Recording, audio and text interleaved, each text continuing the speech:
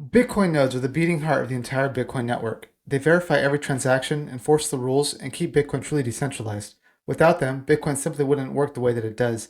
In this video, I'm going to show you practically how these nodes actually run on real hardware. That way you can get a clear picture of exactly what's happening inside of your own machines when you decide to run one. But first, what is a Bitcoin node? A Bitcoin node is simply a computer that's running the Bitcoin software and actively participating in the Bitcoin network. We call it a node because it's one independent system that connects and works together with lots of other nodes, or its peers, to create the entire Bitcoin network. Each node is responsible for doing the following: downloading and storing a full copy of the blockchain from his peers, independently validating every single transaction on block, enforcing the consensus rules, basically making sure that everything that's added to its local copy of the blockchain follows the rules that this node is following, connects to other nodes as we alluded to earlier and shares data with them. An important thing to note here is nodes are not miners. Mining is a separate thing entirely. Nodes are like the gatekeepers of the network that do all the verification and network integrity, whereas miners are like the workers who are actively securing the network. So now that you know what Bitcoin nodes are doing, why would you want to run one? Well, by running a Bitcoin node, you get to build the world that you want to see. For example, I run Bitcoin knots over Bitcoin Core simply because I think Bitcoin should be strictly a monetary based thing. By running a node, you also gain permissionless private access to the blockchain. So this allows you to look up data, broadcast your own transactions, and do it all without relying on anybody else's server. Also, you increase the strength of the network, so every new node that gets added to the network is a whole new copy of truth that must be taken down by bad actors should they want to take down or censor. And last but not least, you get to increase your financial sovereignty. This is very important, especially going into the future, as it seems like the surveillance state is really progressing all around us. So having final say and full control over our own money is a very, very important thing, and it's only going to become more important as time goes on. Now that you understand what a Bitcoin node does and why it's worth running one, I'm going to quickly go over some of the technical stuff. Now, you don't really need to know all of this, but I'm going to keep things high level. That way you get a better understanding of what's actually happening so that you can make better decisions as you progress in your node running journey. So I mentioned that Bitcoin is installed on your machine, right? So when you install software on your machine, this software is typically installed in one of two main ways, and that's either bare metal or through containers.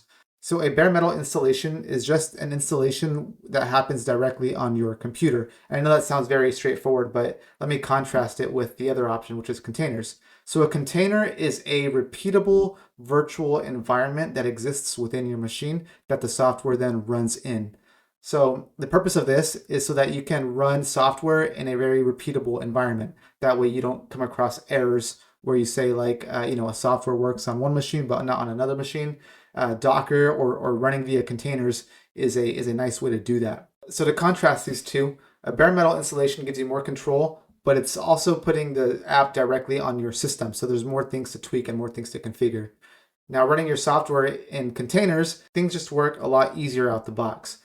So going into how most nodes are ran nowadays, they're all ran typically through containers, but this is all abstracted from the user.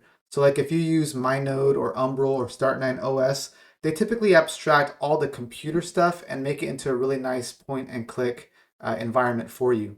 But the reality is that these projects are really just wrappers around containerization projects like Docker or other tools. So that being said, how should you run a Bitcoin node?